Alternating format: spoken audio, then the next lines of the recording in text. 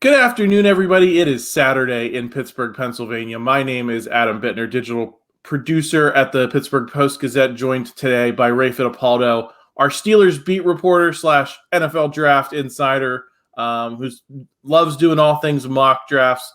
We're here for the weekly mock draft tracker video, our third installment, reviewing what I write every week, which is the mock draft tracker of what picks are being made across the internet for the Steelers by national experts. So, I kind of aggregate them and then we talk about them on Saturdays to see, with our local insight, are they good picks? Are they bad picks? Are they guys we should have on our radar? Are they not? So we hope you'll enjoy this. Ray, how are you? Good, Adam. Boy, you're on number 3 already. I'm only on number 1, but starting next week, well, I guess the week after, in about 10 days, I'll be headed out to Indy, and then after Indy, I'll get my mock number 2 in the books. So you're a little bit ahead of me, but that's okay. Yeah, well, I think sometimes I end up saying the same names until we have something like the combine to kind of shake up, people's boards a little bit, pro days, stuff like that. So I'm excited to get to that point so we can, maybe reload with a few names that we didn't have on the board before. But for now, there's still some interesting guys I think worth talking about this week. I led with a pick for Broderick Jones, the offensive tackle out of Georgia. Just wanted to get your thoughts on him as a possibility for the Steelers.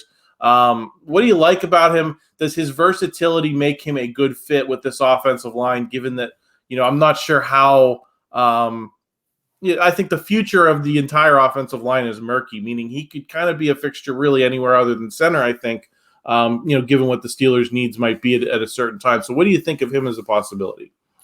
He's big. He's athletic. He could play left tackle. And I think if you're going to take an offensive lineman at number 17, Adam, you're probably going to want him have, be a cornerstone and be that franchise type of player for you if you're going to use that premium pick on him. It's interesting. When this process began, it was Peter Skoronski and it was Paris Johnson, and then it was Broderick Jones. And now as we get deeper into this, and I think as more of these analysts break down the film, they're kind of seeing what I was seeing all along. Now it's Skoronski, it's Broderick Jones, and then you're seeing Paris Johnson behind those two. So, I think with his athleticism, with his, with his measurements, he's a big guy too. I think he has left tackle written all over him. And, it's interesting about Skoronski, too. People say he can bump inside as well, but he's such a technician that he could probably stay at tackle and have no problem in the NFL. So if either of those guys are available at 17, Skoronski or Broderick Jones, I think that would be a strong possibility for the Steelers. It's not that I dislike Johnson. I just don't know that I value him at number 17, maybe the way some others do. Do you think Broderick Jones has a chance to be there at 17? I saw a lot of picks, for him at 13 to the Jets. What do you think of the odds of him being available for the Steelers to draft, given kind of what you're saying, which is there's some momentum on his side here? Yeah. You see him go in the top half of the first round more so than you see him go in the 16 to 32 range. So I think it would be a nice little pleasant surprise for the Steelers if they did have that option. But the way things stand right now, Adam, I would be a bit surprised if Broderick Jones is there at number 17. But as you point out, we got the combine, we got pro days, all sorts of stuff can happen in the next 2 months before the draft gets here. But I like him. I think he's a good player. And that's kind of the spot where you would get a left tackle. They're talking about 4 quarterbacks going in the top 10. You're going to get some edge guys going in the top 10. So these guys are going to be coming off the board. And I think Skoronski, Jones, I think those guys can go anywhere in that 8 to 15, maybe 8 to 18 range. So there's a possibility they could be there. But as we stand right now, I'm not so sure they will be. One of the knocks on Broderick Jones is that he's a little inexperienced, only played 19 games in college for Georgia. That's in one way that's a knock. Other people have kind of said that means that he could have a lot of upside in the NFL and maybe reach a ceiling in terms of skill that he's not at presently. which do you kind of see as the thing that should win out there in the minds of the Steelers? Should the upside matter more, or should it be the lack of experience and possibly having to have him develop at that position, which is so important for protecting Kenny Pickett? Well, I mean, it's a new regime, Adam, with Andy Weidel and Omar Khan taking over now. But I will tell you, the way the Steelers did it with Kevin Colbert, usually in the first round, I shouldn't say usually, but a lot of times in the first round, they liked taking those redshirt sophomores, those guys who were 20, 21 years old. And it didn't even have to be in the first round. Juju Smith-Schuster was 19 years old when he arrived here. And you can go back through over the years with a lot of their first round picks. Those guys are 20 and 21 years old. So Kevin really liked that. Now, Omar Khan spent 2 decades under Kevin Colbert, so maybe a little bit of that rubbed off on him. But, it's going to be Andy Weidel who is putting together this board. So I think he'll have a little bit of an influence in that. I think I don't think Kevin was a lot different from other GMs. I think a lot of times you want to get these guys in here when they don't have bad habits. So let's say if it's a choice between a 20-year-old redshirt sophomore and a 23-year-old redshirt senior, maybe that senior, that 23-year-old, has developed some bad habits. Whereas if you get a younger guy into your program, you can mold him in to what you want him to be. So Kevin certainly looked at it that way, and I don't think that was unusual at all. I think a lot of NFL GMs and personnel people like it that way as well. Do you think Jones could be an upgrade on Dan Moore immediately because he's so young, or is he going to have to grow into maybe being an upgrade for the Steelers at that position? And I'll ask the same question about some of these other guys we're talking about too, Skoronski, Paris Johnson. How many of those 3 do you think would be immediate upgrades for the Steelers at that position, even if they still have some room to grow? Right. I think Skoronski would be plug and play. He would start from day one. I have no doubt about that. I should say I have a little doubt about that. Broderick Jones, being that maybe he's a little bit younger, maybe he would have to work his way into that. But if you look at it, Dan Moore is under contract for 2 more years. They've lived with him at the left tackle position for the past 2 seasons. So I think they, if they had to, for 2 games, 4 games, 6 games, they could certainly go that route until Broderick Jones was ready. But I think when you draft a guy at 17, you expect that guy to be a starter for you in year 1. And it's just a matter of time. If it's the opener in September, or maybe it's, in October. But yes, if Broderick Jones is the pick at 17, he would be a year 1 starter, just a matter of, which month that happens. Ray, on overall, there was still a ton of cornerback picks this week. We decided to lead with Broderick Jones because that's not a name I've gotten into on the mock draft tracker before. But still a ton of cornerback picks. Joey Porter Jr., I think I saw picked 3 times. Christian Gonzalez's name was in there. Devin Witherspoon's name was in there. I think he's currently regarded as the top guy of those 3. I saw him going number 6 to Detroit a lot. How do you look at that trio? And if you're the Steelers, how would you kind of rank those 3 in terms of desirability? Yeah, I mean, different flavors, right? So I think depending on which team you are and which scheme you play, you might have one guy over the other. Now, Devin Witherspoon is the smallest of that trio that you mentioned, but he's probably the hardest hitter. He comes up in run support. He's well-rounded. And I would say he's probably the most well-rounded player among Joey Porter and Christian Gonzalez. Now, Joey Porter is probably the number 1 press corner in this draft. He's 6'2", he's long. You put him up on a number 1 receiver, you let him disrupt, and you let him do his thing. And then Christian Gonzalez, also bigger. I think he's faster. He's probably more athletic than Joey Porter.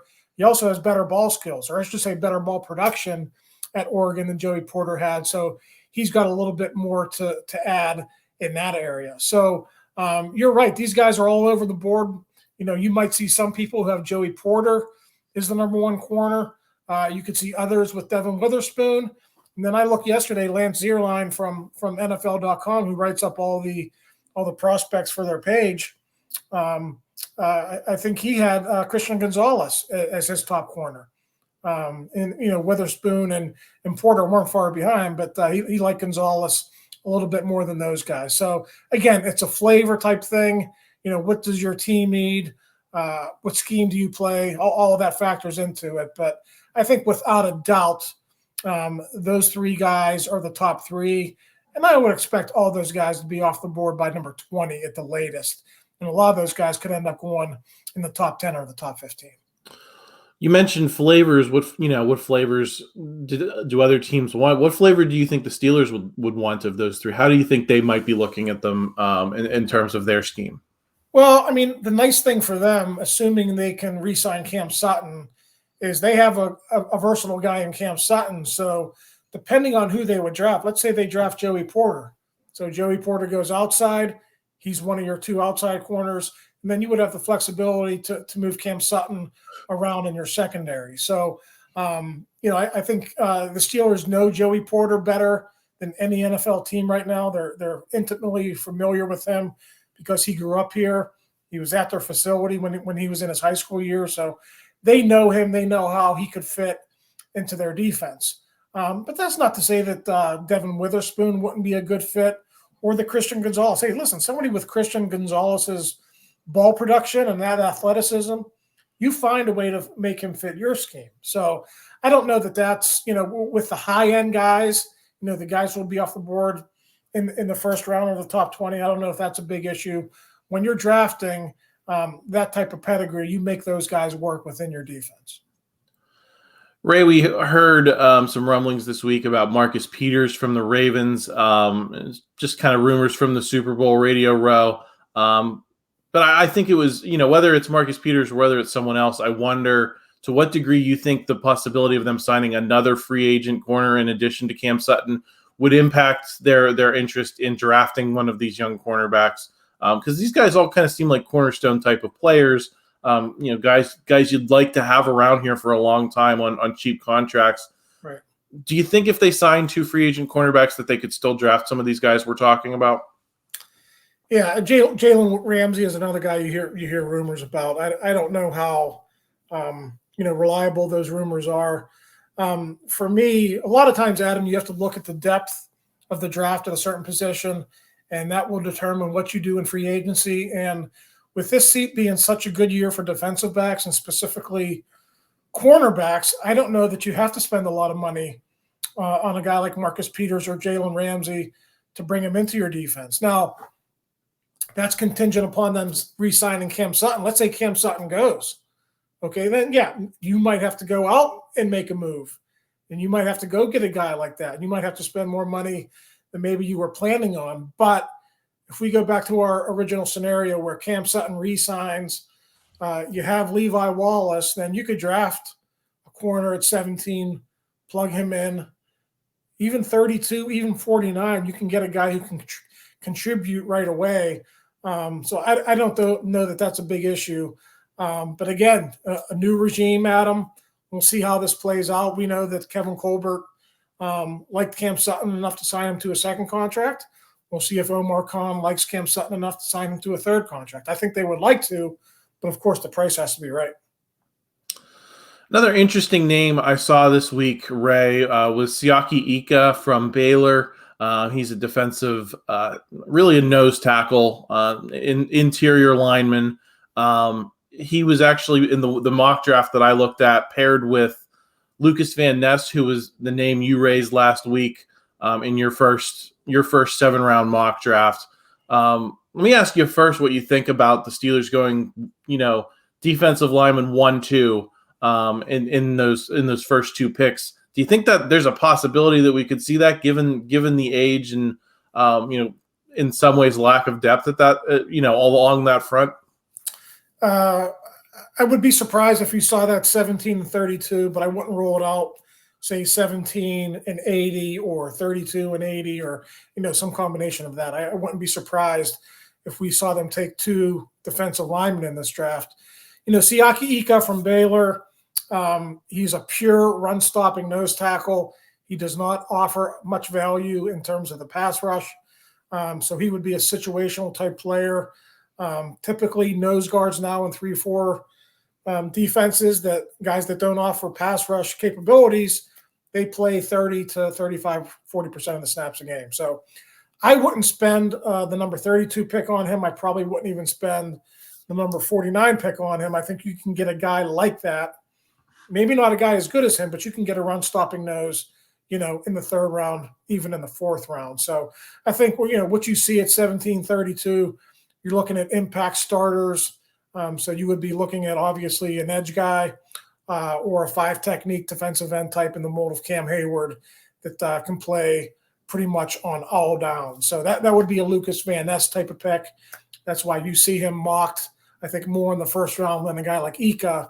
A guy like Ika, he just doesn't offer the position flexibility that you would need to play him a lot, pretty much in any NFL defense. I mean, I'm sure he would fit in a 4-3-2, but again, with as much as teams pass nowadays, he'd have to come off the field an awful lot, considering his weight right now and just, what he offers overall as a player. Yeah, that was kind of my feeling, about that pick as well. I think he's an interesting player. I think especially given the way the Steelers have defended the run in the last handful of years, your mind naturally drifts to Casey Hampton, right? As kind of that guy who can just eat up opposing running games in the middle. And, so yeah, I totally get why he would be on the radar for some people. I think it's just a matter of the Steelers have too many other needs in this draft. Beyond that, it's kind of, you're not looking for a Casey Hampton to kind of finish the defense, right? There's a lot of other things you've got to address here. And a point I should make, and this is why I'm not closing the door on the idea of a nose coming earlier. Andy Weidel was in Philly last year when they selected Jordan Davis, I think with the top 15 pick, I think 13 or 14. And he was also in Baltimore when they drafted the big Samoan. His name's escaping me now, but the guy who broke Ben Roethlisberger's nose, back in like 2008 or 2010, whenever that was. He was a first-round pick of the Ravens back then. Obviously, things change, but listen, Andy Weidel was in Baltimore when they made that pick. He was in Philadelphia last year when they made that pick. So Andy likes big guys. He likes to build out from the trenches. So, while I think certainly 32 would be a little bit high for a guy like Ika, I wouldn't necessarily close the door on it just because of Andy Weidel and his fondness for players like that. Another name, Ray, that came up, if Lucas Van Ness isn't available, or if the Steelers, want to go somewhere else with that first round pick than defensive line, was USC's Tuli Tuipulotu. I think I nailed it. We were doing the pre-show. I had to do it like 5 or 6 times, but I think I just nailed it now. Better you than me. But he is kind of more of a hybrid guy, can play outside and inside. Kind of checks some of those boxes that you were mentioning in terms of the Steelers' needs, could play more than 30 to 40% of the snaps. I think he's known more as a pass rusher at this stage. He had 13.5 sacks for the Trojans in 2022, but there's lots of scouts that like his ability to play inside. What is your assessment of him as a potential option there in the second round if they do want to go like 32 and 80, like you mentioned, in terms of adding guys to that defensive front? Right. So that's the next tier of guys would be a guy like him. So, they got to Marvin Leal last year in the third round. He's also a guy who's very athletic and can move around the defensive line. And that's, what you could be getting with him as well. So he had a nice career at USC. The fact that you mentioned he's a little bit more of a pass rusher now than a guy who can also stop the run is a little bit concerning to me, knowing the way the Steelers play defense and how much, their mantra is you stop the run first, then you get after the passer. So obviously what happens in free agency a month from now is going to play a big role in how they go in their draft order. So if they do sign Larry Ogunjobi, then maybe you draft a guy at 17 who is in line to become that next starter, but you don't have to necessarily get a guy at 32 or 49.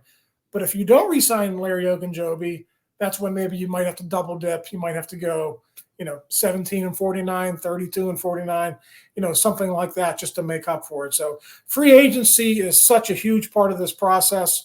right now, when you're looking at these mock drafts, it's kind of it's an unfinished picture of what it's going to be once free agency is over. So I think we'll have a much clearer picture a month from now when the new league year gets here. But, for right now, we're discussing some pretty good names.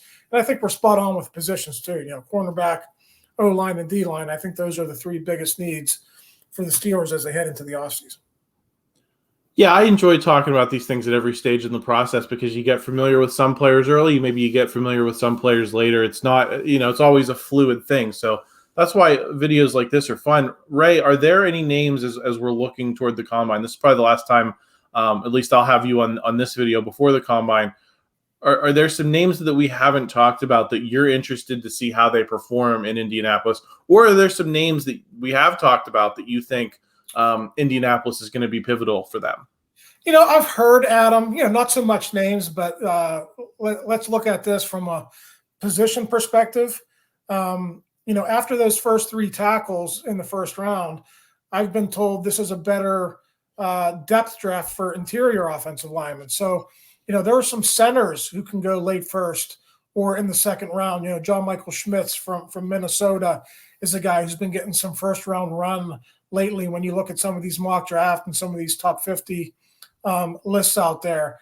There are some other centers who might go in the second or third round. So when I look at the Steelers, all of their starting offensive linemen coming back are under contract for 2 more years. But a guy like Mason Cole, let's say they like John Michael Schmitz, and he's there at number 32. He's a plug-and-play type of a guy. He could be your center in 2023. And the great thing about Mason Cole is he played more guard with the Cardinals and the Vikings than he did center. The Steelers liked him as a center more than a guard, or they needed him as a center more than a guard. But he has that flexibility, to play guard for the final 2 years of his contract. And that would really kill 2 birds with 1 stone, right? I mean, you get yourself your long-term starting center, and then you get a starting guard, for 2 more years if Mason Cole works out as a guard. So, that's the type of stuff I'll be looking for at the draft. No one's really talked about centers or guard prospects too much here with the Steelers early on, but there's going to be a lot of scenarios that will unfold at the combine and a lot of different types of prospects we'll get into, when the time comes. Yeah, I think that's an interesting possibility. Definitely worth talking more about. As we still have a lot of time. We still have most of 3 months here, right, until the draft. So plenty of time to discuss every position on the field. Ray, thanks for joining me today. Just a reminder to everyone watching, if you enjoyed this video, please hit the like button. Help us out with the YouTube algorithm. We always appreciate that. Please also subscribe to our channel. Coming up on 2,000 subscribers. We'd love to have you along for the journey. You'll get all of the videos that we're doing all week. Christopher Carter on the North Shore Drive, Monday, Wednesday, Friday. We do shows like this Tuesday, Thursday, and Saturday. So please make sure you're subscribed for that. And of course, our subscription deal down in the description, $6 for 6 months of access to post-gazette.com. Great deal. You'll get all of Ray's draft analysis, Jerry Dulack's draft analysis, Brian Batko's draft analysis, plus all of our columnists. Going to be if you're into draft coverage, we have you covered. Check out that deal. It's a great deal, right, Ray?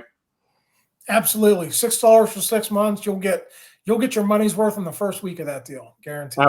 Absolutely. So please check that out, and we'll talk to you again next week. I think we'll be having Christopher Carter back. We're going to start doing the second lap of our draft experts here on the Post-Gazette NFL Mock Draft Tracker. So we'll look forward to talking to you then.